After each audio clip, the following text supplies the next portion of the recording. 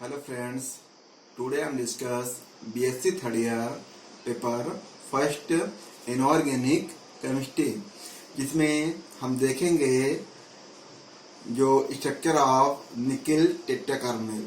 Nickel टेट्राकार्बोनिल की संरचना किस तरह होती है तो उसके बारे में हम पढ़ेंगे। तो जैसा कि हमें इसके नाम से ज्ञात होता है कि निकिल टेट्राकार्बोनिल, तो निकिल के साथ 4 कार्बोनिल ग्रुप जुड़े होंगे। तो यहाँ पर इसकी जो संरचना होगी वो टेट्राहेड्रल होगी या चतुष्फल की होती है। इसको हम विस्तार से जानेंगे। आइए शुरुआत करते हैं यहाँ पर स्ट्रक्चर ऑफ निकिल टेट्राकार्बोनिल। तो यहाँ पर देखेंगे निकिल टेट्राकार्बोनिल में निकिल परमाणु उत्तेजित अवस्था में sp3 संकृत होकर 4 sp3 संकर कक्षकें बनाता है, जिनमें से 2 रिक्त होते हैं और 2 अर्धपूरित होते हैं। निकिल परमाणु के रिक्त कक्षकों को 2 या 2 CO समूह अपने अपने इलेक्ट्रॉन युग्म देकर उप सहसंयोजी बंध बनाते हैं। शेष 2 CO समूह अर्धपूरित sp3 संकृत कक्षकों के साथ सिग्मा बंध बनाते हैं और अर्धपूरित 3D कक्षकों के साथ पाई बंध बनाते हैं। तो जैसे कि हमने देखा कि ये जो डेफिनेशन लिखी हुई है, जो संरचना हम बनाते हैं निकिल टेट्राकार्बोनिल की, तो उसमें क्या होता है कि जो निकिल परमाणु होता है, तो निकिल परमाणु का जो एटॉमिक नंबर होता है वो होता है 28, और 28 का सबसे पहले हम क्या करते हैं, इलेक्ट्रॉनिक विन्यास करेंगे। तो इलेक्ट्रॉनिक विन्यास करेंगे यहाँ पर, तो क्या होगा 1s2 2s2 2p 6 3s2 3p 6 4s2 और 3d8, जैसे कि हमने यहाँ पर किया हुआ है। तो कहने वाला ये है कि निकिल का जो इलेक्ट्रॉनिक विन्यास होता है वो ये है। तो यहाँ पर इसका लास्ट कोष जो होता है, कहने का मतलब है 3d8 और 4s2, क्योंकि 4s का एक इलेक्ट्रॉन 4p में चला जाता है। तो इसकी जो है हम क्या करेंगे, यहाँ पर इसकी बंध संरचना को निम्न प्रकार हम दर्शाते हैं। तो किस तरह निकिल का जो इलेक्ट्रॉनिक विन्यास होता है उसका हम कैसे एक्साइटमेंट करेंगे। तो सबसे पहले निकिल का जो निकिल होती है, निकिल का एटॉमिक नंबर 28 होता है। तो 28 में सबसे पहले जो 3D है, तो 3D की जो D कक्षक होते हैं या D उपकोष होता है, तो D उपकोष में 5 ऑर्बिटलें होती हैं।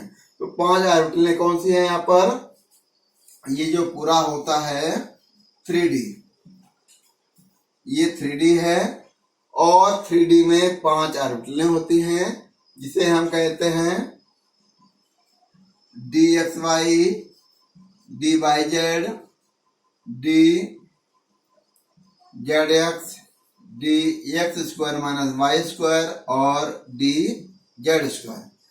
ये 5 कक्षकें होती हैं D उपकोष की, और ये है हमारा 4s, ये है 4p जो कि पूरा ब्लैंक है, खाली है अभी। तो निकिल की जो ग्राउंड स्टेट होती है या सामान्य अवस्था होती है, उसमें निकिल के 3D उपकोष में 8 इलेक्ट्रॉन होते हैं, जैसे कि हमने यहाँ पर फिल किए हुए हैं, और 4s में 2 इलेक्ट्रॉन होते हैं, जैसे कि यहाँ पर हमने किया ही है, और 4p पूरा ब्लैंक होता है। नेक्स्ट इसकी जो स्टेज होगी निकिल की एक्साइटेड स्टेट, मतलब कि उत्तेजित अवस्था। तो निकिल की जो उत्तेजित अवस्था होती है, तो वहां क्या होता है कि लास्ट कोष या लास्ट जो ऑर्बिटल होता है वहां से एक इलेक्ट्रॉन क्या होता है, एक्साइट होकर दूसरे ऑर्बिटल में चला जाता है। तो यहाँ पर हम देखते हैं क्योंकि 3D जो है यहाँ ये पीछे रह गया और इसके आगे वाले में ही इलेक्ट्रॉन एक्साइट हो जाएगा। तो कहने वाला ये है कि जो 3D है उसमें 8 इलेक्ट्रॉन ही फिल हैं, जबकि 4s में 2 इलेक्ट्रॉन यहाँ थे, तो 1 इलेक्ट्रॉन यहाँ से, ये जो है इलेक्ट्रॉन यहाँ से एक्साइट होकर कहाँ चला गया, ये 4px में, ये px होता है, ये py होता है, ये pz होता है। तो 1 इलेक्ट्रॉन यहाँ से एक्साइट होकर px में चला जाता है। तो कंडीशन इस टाइप की बनती है। जब कंडीशन इस टाइप की बनेगी तो इसको हम क्या कहते हैं, ये पूरा जो है हमें लेना है, तो इसको कहेंगे हम sp3 हाइब्रिडाइजेशन या sp3 संकरण कहते हैं। अब जो sp3 संकरण हुआ है उसमें क्या होता है कि 2 इसके px में py और pz जो है 2 ब्लैंक हैं, जबकि ये 2 कक्षक हैं, वो कैसे हैं, अर्धपूरित हैं। इधर 3D में भी 2 कक्षक कैसे हैं, अर्धपूरित हैं। अब जो है यहाँ पर 2 इसके जो हैं अर्धपूरित कक्षक हैं sp3 में, वो उसमें क्या होंगे, जो CO समूह लिए हैं, निकेल टेट्राकार्बोनेट में CO जो है कार्बन मोनोऑक्साइड के इलेक्ट्रॉन क्या बनाते हैं, सिग्मा बॉन्ड बनाते हैं। जबकि 3D में जो 2 अर्धपूरित कक्षक हैं उनके साथ जो CO समूह हैं वो क्या बनाते हैं, पाई बॉन्ड बनाते हैं। तो यहाँ पर हम यही देख रहे हैं कि 3D जो कक्षक हैं जो कि अर्धपूरित हैं उनके साथ CO समूह क्या करता है, एक पाई बॉन्ड बनाता है, और जबकि जो हमारे sp3 हाइब्रिडाइजेशन है उसके साथ CO समूह क्या बनाता है, सिग्मा बॉन्ड बनाता है। तो इस तरह जो संरचना होती है निकेल टेट्राकार्बोनेट की, वो कैसी होगी, चतुष्फलकी होगी, क्योंकि sp3 हाइब्रिडाइजेशन जिसका होता है वो चतुष्फलकी होता है। तो यहाँ हमने स्ट्रक्चर ऑफ निकेल टेट्राकार्बोनेट की जो संरचना यहाँ पर बनाई हुई है उसको एक बार समझेंगे कि जो निकेल है उससे क्या जुड़ा हुआ है, एक CO ये, एक CO ये, एक CO ये, एक CO ये। तो निकेल टेट्राकार्बोनेट की इस तरह संरचना बनेगी। और इसकी एक और तरीके की संरचना बनती है जो कि पूरी कैसी होती है, चतुष्फलकी होती है और टेट्राहेड्रल होती है। कहने वाला ये है कि निकेल टेट्राकार्बोनेट की जो संरचना होगी वो चतुष्फलकी होगी। और यहाँ पर जैसे कि पूरा विस्तार से हमने समझाया है कि जो 3D में भी 2 रिक्त कक्षकें हैं उनके साथ CO क्या करता है, और इसी तरह जो sp3 में भी 2 कक्षकें अर्धपूरित हैं और 2 ब्लैंक हैं, तो उनके साथ भी क्या करेगा, तो CO समूह यहाँ पर 2 अर्धपूरित कक्षकों के साथ सिग्मा बॉन्ड बनाते हैं और जो ब्लैंक हैं उनके साथ भी सिग्मा बॉन्ड बनाता है। जबकि 3D कक्षक जो होती है उनके साथ CO समूह जो है पाई बॉन्ड का निर्माण करता है। तो इस तरह यहाँ पर जो सिग्मा बॉन्ड बने हुए हैं sp3 उसके, तो ये चतुष्फलकी संरचना का एक उदाहरण है।